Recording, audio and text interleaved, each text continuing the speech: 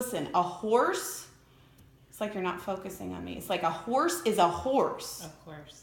Yeah, of course. And no one can talk to a horse. Of course. Of course. Gosh, it's like you're not paying any attention to me. Okay, can I smell it? Sure, what do you think?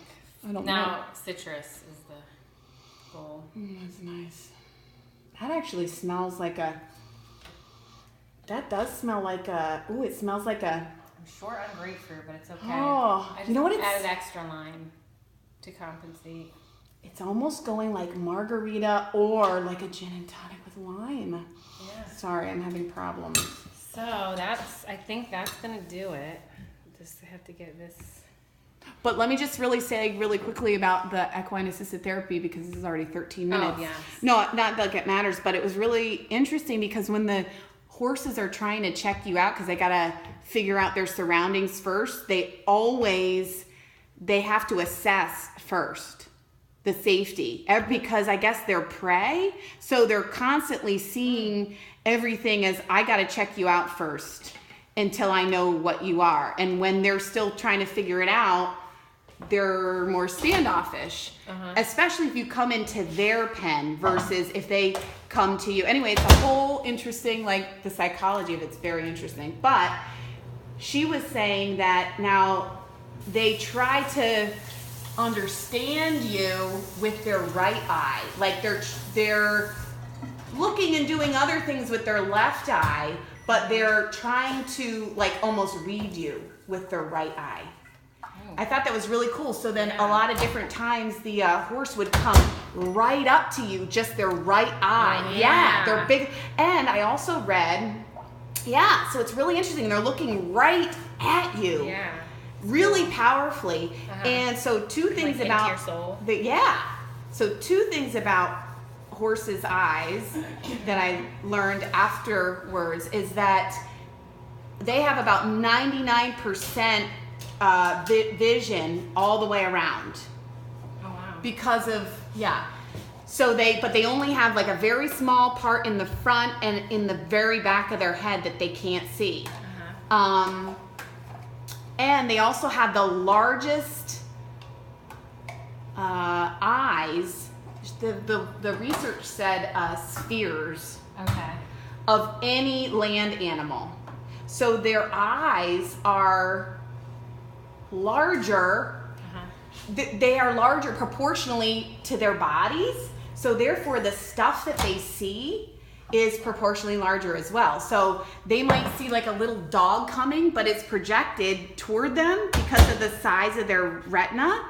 It like projects as larger than it really is because of the size of their eyeballs. So it can feel like this little dog that's running in, that's like, plus they're getting literally two different pictures. So they've got their right and their left, so it can look like two dogs coming in that are larger than they really are. So they're trying to get all this information and processing it. Yeah. It was really cool. So anyways. It is. Yeah, she was saying that horses are basically like living lie detectors. Really? Yeah. Because they really, whatever you are, they know what it is and they respond that way. So if you're scared, they back way off. Yeah. If you're, they're intuitive. So you kind of can't, but then they have their own personalities as well. But in terms of the interaction, Yeah. So that's why it's very helpful in therapy, because you're kind of trying to say, well, no, I'm this way. But yet the horse is saying, well, though, you seem like you're this way. Okay. So you're trying to almost find that inner calm. Like if you're motivated to want to interact with that horse, you need to actually find a way to find your own calm. Otherwise, they're not going to be able to interact with you. You're not going to be safe for them. That's wild, because I had a friend who had horses, and we were in upstate New York, so it's real hilly, and we were like in the woods. I was able to get on. I would ride her friend's horse. We'd go to the barn. I would use her friend's horse, and she would get on her horse. she was like an award-winning horse. She did horse riding. Wow. Horseback riding. Yeah. So she was just like, no, just get on it. It'll be fine. I'll just teach you how to stop. She just taught me how to stop. Whatever. We jump on the horse, bareback, through the woods, running. The horse is running. Up and down hills, trees. It was like, you know the Star Wars when they're like, yeah. They're You were like going nuts. Like, was that your first time on a horse? Yeah. And I was like, wow, how did that even happen? Like, I was able to just jump on the horse and ride it like that. We all just went then. We just went full speed through the woods. A couple times I would do that. When I first moved to my grandparents in New York then after. When I first. Yeah. Do you remember what it felt like to be on the horse? Yeah, it was like free. It was like I was flying. Like I'm free flying. I remember I wasn't on a horse for the first time until we went out to Colorado. And I agree. It was like so, I don't know, anchoring or something. It was like the horse is depending on you. A couple times I got afraid because when they would jump and then land, and then you could literally see because you go. Yep, and you're right there. You see their tiny little ankles and their tiny little legs. Like, you're like, that's holding me up. Are these little legs just gonna, Yeah. That's what I remember. Keep thinking that, but we just kept going. We did that a couple times. That's really interesting. Get right on them and. Yeah, I keep thinking about. I was never afraid of a horse. I just get right on it and go. And they're such huge animals. They're so powerful. Yeah. They're so powerful. I love them. I do too. Maybe it's because if they're so intuitive, maybe if they pick up that I love them. Yeah, exactly. Then it's like, I'm not afraid and they're not afraid. Right. And it is kind of like intuitive. Yeah, it totally is. Pull, push. Right. I don't know what you canter. I don't remember what you call all those different. I find it like really nice to be around horses. It's like, it's so, anchoring. I don't know. That's the word I keep thinking of. Because they're so large, but they still rely on you because you're the person. Mm-hmm. And they have a specific, purpose. People. Okay, yeah. I'm just going to put this, I've got zest of grapefruit. Oh my gosh, this is 20 minutes. That's really cool, though. Lemons and limes. Oh my gosh, that smells so cool. And how'd you do the zest? Oranges. You made that yourself, huh? Yep. I did. I zested 2 lemons, 2 limes, 1 orange, and 1 grapefruit 2 days ago. Zested them. It was like double this. And then I laid it out on a cookie sheet for a couple days and just let it dry. And now I'm adding the essential oil. And which essential oils? I'll go look at your note. Mm-hmm. Am I allowed to do this? Yeah, the same. Sure. Okay, so it's cool.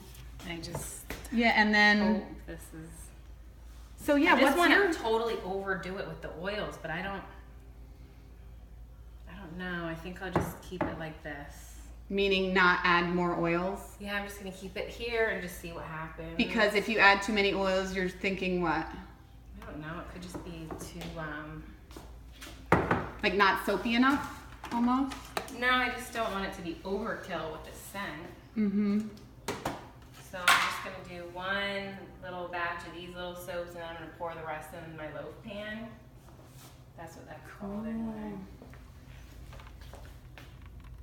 Oopsie. It's making me hungry. I don't know. I should probably just dump the rest in here. Let's see. Why? Why don't you make all these? Oh, because you want to have enough for the bars? Do whatever you were going to do. Your instincts are good.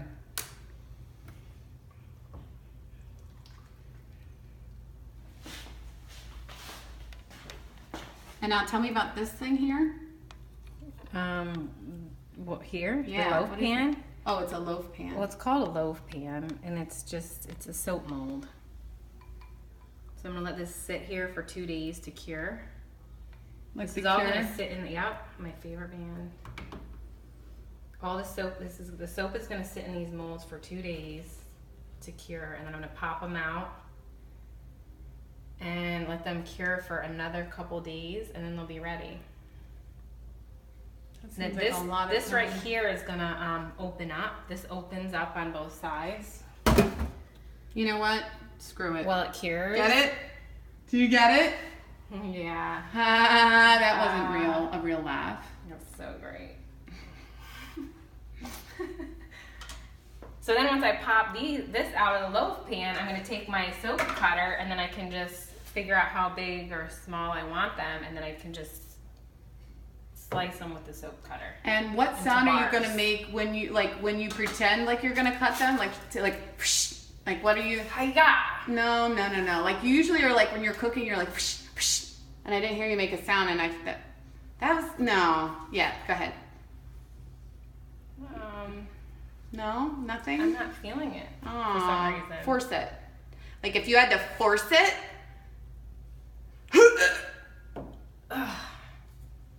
Yeah, you're right. No, you know what? I'm gonna have to edit. It's not working today. Yeah.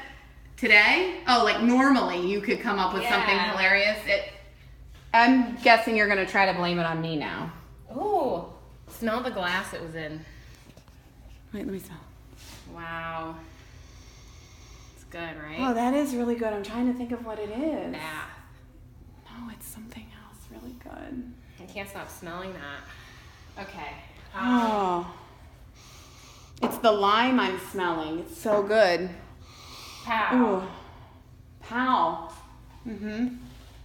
Kung Pao chicken. Yeah. Okay. So now I gotta clean up, and we'll be done. You know what? Let me just give all you viewers another little tip. If you want to save some time, just don't do the cleanup. That's what I do. I don't measure. I don't use special tools. And, everybody's really into upcycling and sustainability. And then also, you leave your stuff. And then when you're ready, like if ever, you just go ahead and clean it up at your leisure. That's just my little tip. That. Leisure. I know. I thought that was like schedule. Yeah. Schedule. Yeah, that's okay if you don't know how to do it. Yeah, at your leisure. No, I know. I mean, I know that. No, if I don't need you to say that again. Either, Please don't say that again. All right. So on that note. What's your sign out? Good job, Jill. Okay. I just feel like also we're gonna have to come up with a new little sign off first. Like, ooh, it's a heart. Yeah, okay, no, it's really good. It's really good. We all love it. Do it like right around your bust. Like, it's a heart. Yeah, exactly. See, sick. This is sick. It's a heart. Thanks, y'all. Put your comments in the comment section. Later, y'all. Get it? Nobody gets it.